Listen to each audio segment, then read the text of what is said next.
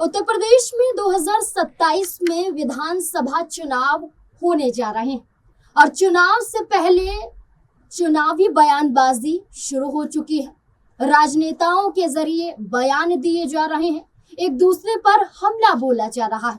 लेकिन उत्तर प्रदेश की राजनीति में इस वक्त जो सबसे ज्यादा चेहरा चर्चित नजर आ रहा है वो चेहरा है सुभासपा प्रमुख ओम प्रकाश राजभर का। ओम प्रकाश राजभर न सिर्फ अपनी ही सरकार को ललकार रहे हैं बल्कि विपक्ष को भी चुनौतियां दे रहे हैं। क्या ओपी राजभर के ये बयान आने वाले समय में चुनावी फायदा पहुंचाएंगे या खुद की नैया खुद डुबाते हुए ओपी राजभर दिखाई देंगे? इसी से जुड़े हुए तमाम सवाल हैं और इनके इर्द गिर्द और क्या मुद्दे उठ रहे हैं उत्तर प्रदेश की राजनीति में, इस पर चर्चा करेंगे। हमारे साथ हमारे वरिष्ठ सहयोगी अमन सर मौजूद हैं, उनसे चर्चा करते हैं। सर, ओम प्रकाश राजभर हर पार्टी पर आरोप लगा रहे हैं या टीका टिप्पणी कर रहे हैं। कभी कांग्रेस पार्टी को बिन पैंदी का लोटा कहते हुए नजर आते हैं, तो कभी अखिलेश यादव की तुलना औरंगजेब के बेटे से करते हुए दिखाई देते हैं, तो कभी कॉकरोच पार्टी जो बनी है उसको लेकर भी यहाँ पर मजाकिया अंदाज में मजाक उड़ाते हुए दिखाई देते हैं। तो सबसे पहले अखिलेश यादव को लेकर अगर हम चर्चा करें तो वो जो तुलना करते हैं और तुलना के साथ साथ ये कहते हैं कि वो जमीनी स्तर से हट चुके हैं, अखिलेश यादव अपने मुद्दों से भटक चुके हैं। तो क्या ओम प्रकाश राजभर अपने मुद्दों पर टिके हुए नजर आते हैं? देखिए नाज़रीन, बिल्कुल। और जिस तरह से ओपी राजभर की राजनीति है और जिस तरह बयानबाजी है उससे कई तरह के सवाल खड़े हो जाते हैं कि आखिर वो किस तरह की राजनीति करना चाहते हैं। अखिलेश यादव को सत्ता का लालची बताते हैं, लेकिन जब अखिलेश यादव के साथ चुनाव लड़ते हैं और जब 5 सीटें उनके पास आ जाती हैं तुरंत अखिलेश यादव का साथ छोड़ते हैं और बीजेपी का दामन पकड़ लेते हैं और मंत्री बन जाते हैं। तो ये कहीं ना कहीं साबित करता है कि सत्ता का लालची कौन है। दूसरी बात की अभी कुछ दिनों पहले ही बात हो रही थी, एक जर्नलिस्ट से बात कर रहे थे, उसमें वो कहते हैं, जब सवाल पूछा जाता है कि हाँ अखिलेश यादव से मेरी मुलाकात हुई थी कुछ दिनों पहले, एक ही प्लेन में हम सवार थे और जैसे हम नीचे उतरते हैं अखिलेश यादव जी से मुलाकात होती है, अच्छी चाय पानी होती है। उसके बाद अखिलेश यादव को लेकर सवाल पूछा जाता है कि क्या अखिलेश यादव ने आपको नहीं कहा कि आप हमारे साथ आ जाइए? कहते हैं कि नहीं, इस बात को लेकर कोई बात नहीं हुई, लेकिन हाँ उन्होंने ये जरूर कहा कि अभी जहां पर हो वहीं पर ठीक हो। यानी कि एक संभावना उन्होंने जरूर छोड़ दी कि अभी जहां पर हो ठीक हो। क्या आने वाले दिनों में आपस का अगर तालमेल बिगड़ता है तो क्या वो सपा की तरफ रुख नहीं करेंगे? इससे पहले बीएसपी की तरफ अपना कह सकते हैं हाथ बढ़ा चुके हैं। तो ये ओपी राजभर है जो समय समय पर कभी बीजेपी के साथ, कभी सपा के साथ, कभी बसपा के साथ अपना कह सकते हैं गठजोड़ करते रहते हैं। लेकिन जिस तरीके से अखिलेश यादव के ऊपर निशाना साध रहे हैं, उनको बहादुर शाह जफर की तरह बेखबर इंसान बताते हुए नजर आते हैं, वहीं ये भी कहते हुए दिखाई पड़ते हैं कि भाई अखिलेश यादव जो है वो कोई कमाल दिखा नहीं पाएंगे, कोई बहुत बड़ा कह सकते हैं कि सत्ता के करीब पहुंचने वाला उनका हिसाब किताब दिखाई नहीं पड़ता। वो बिल्कुल बेखबर है, कोई उनको खबर नहीं है। और यही वजह है कि यहाँ पर ओपी राजभर तमाम तरह के आरोप जो हैं वो अखिलेश यादव के ऊपर लगाते हुए दिखाई पड़ते हैं। अब यहाँ पर नाज़रीन ये भी देखिए आपकी कुछ दिनों पहले की ही बात है जब कुछ लोग यानी 50-60 लोग के आसपास ये कहा गया, खासकर आजमगढ़ में, कि एक पूरी की पूरी लिस्ट सामने है जिसमें ये कहा गया कि भाई ये जो सपा और बसपा के लोग थे ये अब सुबह सपा में शामिल हो गए। तो एक तरीके से उन्होंने झटका देने का भी काम किया। लेकिन क्या इन लोगों के आने से सुबह सपा का कोई बहुत मजबूती मिल पाएगी? और दूसरा महत्वपूर्ण सवाल कि जब सीटों का बंटवारा उत्तर प्रदेश में होगा एनडीए कुनबे का, तो क्या वहां पर जो ओपी राजभर है उनकी पार्टी जो है उनकी स्थिति मजबूत रह पाएगी? अगर ऐसा नहीं होता है तो फिर घूम फिर के क्या वो सपा के पास आएंगे? तो अभी तमाम सारी बातें हैं जो आने वाले दिनों में कह सकते हैं कि बहुत सारा जो पॉलिटिकल फेरबदल है वो होता हुआ दिखाई पड़ेगा। लेकिन ओपी राजभर की जो बयानबाजी है, जिस तरह से वो बात को रखते हैं, ऐसा लगता है कि बहुत सीरियस जो पॉलिटिक्स होती है उसमें उनकी दिलचस्पी बहुत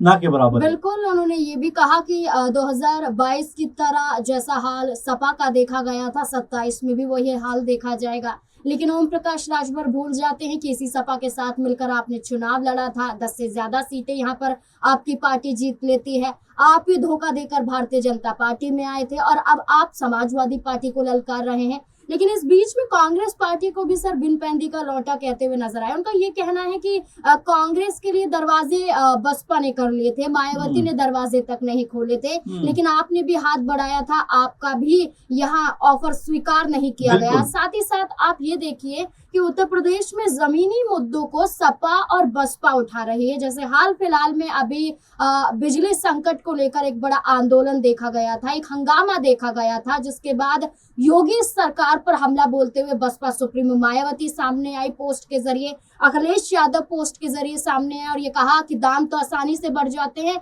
लेकिन राहत आम लोगों को, किसानों को, बेरोजगारों को नहीं मिल पाती है। तो ऐसे में मायावती और अखिलेश यादव एक राह पर दिखाई दे रहे हैं, लेकिन ओम प्रकाश राजभर की राह नजर नहीं आ रही है, क्योंकि वो सिर्फ पार्टियों पर ही टीका टिप्पणी कर रहे हैं। देखिए बिल्कुल बिल्कुल, जिस तरह से ओपी राजभर ने कांग्रेस पार्टी को लेकर कहा, जिस तरह से बीएसपी को लेकर कहा, कुछ दिनों पहले भी उनका बयान सामने आया था कि भाई अगर दोनों साथ आ जाते हैं तो अपनी सरकार बना सकते हैं, और खुद ओपी राजभर ने भी बीएसपी की तरफ अपना हाथ बढ़ाया था, लेकिन उनको कोई जवाब नहीं मिला। तो दूसरे पर टीका टिप्पणी करने से बेहतर है कि ओपी राजभर या उनकी जो पार्टी है वो खुद को बेहतर दिशा में लेकर जाती हुई दिखाई पड़े, क्योंकि इस बार उत्तर प्रदेश में जो कंपटीशन है बहुत ज्यादा टफ और मजबूत होने वाला है। आप देखेंगे चिराग पासवान ने ऐलान कर दिया है कि भाई मैं उत्तर प्रदेश में चुनाव लड़ूंगा, और इसीलिए वो तमाम तैयारी भी कर रहे हैं। तो दलित और पिछड़ों को उनकी भी नजर है। वहीं आप देखेंगे कि मुकेश सहनी भी लगातार जो मल्लाह समुदाय है उनको लेकर लगातार निशाना साध रहे हैं कि भाई बहुत सारे लोग उनके वोट तो ले लेते हैं लेकिन उनके लिए कुछ करते हुए नजर नहीं आते। तो ऐसे में पूर्वांचल की जो राजनीति है, उत्तर प्रदेश की जो राजनीति इस बार बहुत टफ होने वाली है। तो ऐसे में ओपी राजभर को चूंकि जब सपा के साथ में वो थे तो 17-18 सीटों पर चुनाव लड़े थे,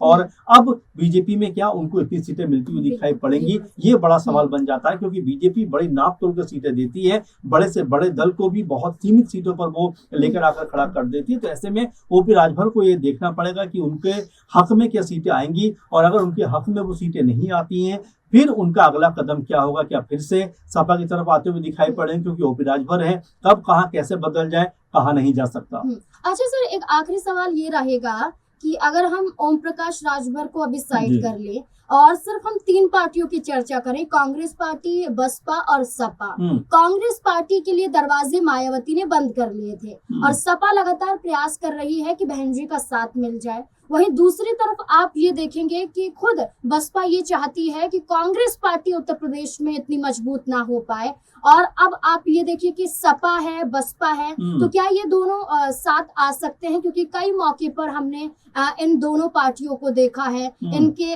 बयानों के जरिए भी यही नजर आता है।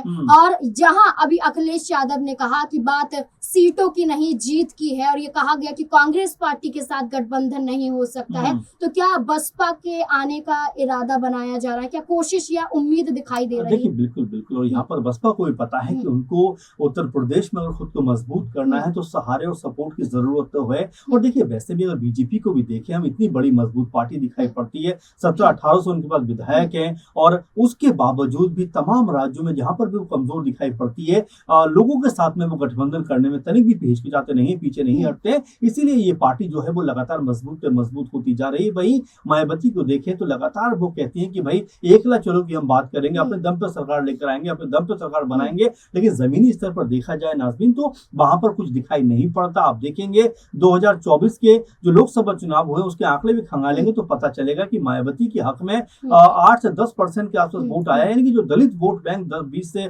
22% के आसपास था, उसमें भी उनके पास आधे से ज्यादा चला गया। तो ऐसे में अब मायावती को समझना पड़ेगा कि उनकी जो राजनीति है वो पहले वाली नहीं रही है। अब उनको दोबारा रिस्टैब्लिश करना है तो क्यों ना सपा के साथ हाथ मिलाया जाए। और जबकि सपा लगातार इस बात को कह रही है कि अगर बीएसपी साथ आ जाती है तो हम उत्तर प्रदेश में एक मजबूत सरकार बना सकते हैं, साथ में कांग्रेस पार्टी का साथ मिल जाए तो जो तीनों पार्टियों को जिक्र आप कर रहे थे, बीजेपी के लिए मुश्किलें खड़ी करते हुए दिखाई पड़ सकते हैं, क्योंकि लोकसभा चुनाव में तकरीबन 16-17 सीटें ऐसी रही जो बीएसपी की वजह से ही इंडिया गठबंधन को गंवानी पड़ी। वहीं अगर विधानसभा 2022 की बात करें चुनावों की, उस वक्त भी 70 से 80 सीटें ऐसी रही जो मायावती की वजह से सपा को गंवानी पड़ी। तो कुल मिला जुला कर देखा जा सकता है कि दोनों पार्टियां एक साथ आए तो यहाँ पर जो वोट बैंक अगर एक साथ जुड़ता है, एक साथ आता है, तो बहुत बड़ी जीत यहाँ पर हो सकती है। लेकिन क्या मायावती इसके लिए राजी होंगी, ये अपने आप में बड़ा सवाल है, क्योंकि आकाश आनंद को मुख्यमंत्री के तौर पर पेश किए जाने की बीएसपी की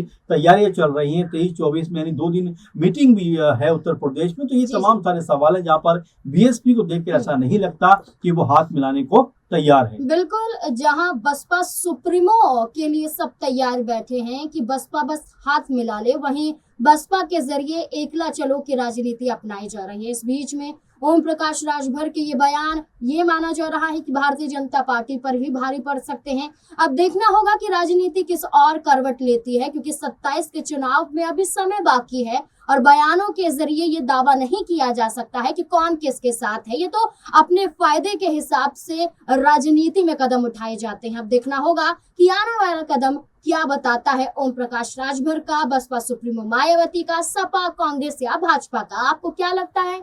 इस पूरे मुद्दे को लेकर अपनी राय कमेंट सेक्शन में जरूर दें। धन्यवाद।